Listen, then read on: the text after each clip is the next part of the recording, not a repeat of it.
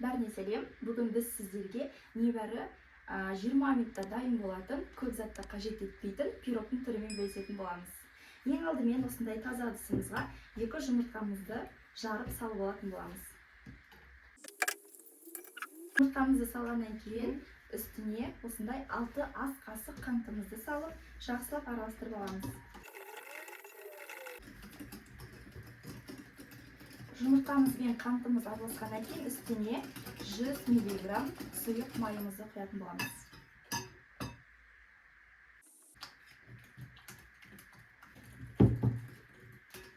Одан кейін үстіне ұнымызды саламыз.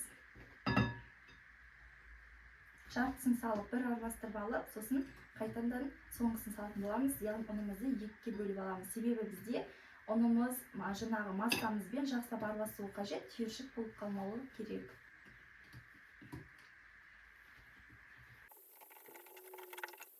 Ұнымызды салғаннан кейін үстіне какаомызды салып жібереміз.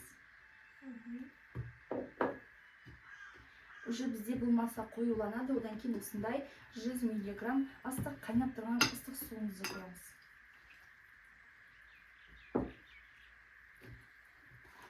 Және де осындай радиофильтерге 1 шай қасық саламыз.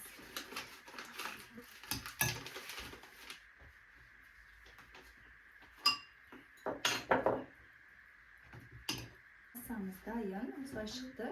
Енді бұны осындай 24 диаметрлі формамызға құйып, 180 градуста 30-40 минут пісіріп алатын боламыз. Пирогымыз дайын, 20 минутта пісіп шықты. Енді бетін әртүрлі жолмен сәндеуге болады. Біз мысалы қазір бетіне шоколад жағып, оның үстіне осындай орех сеуіп алатын боламыз.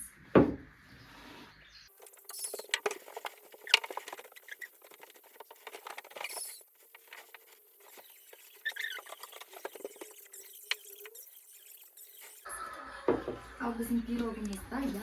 Сізге міндетті түрде жасап көруге кеңес береміз. Сау болыңыздар.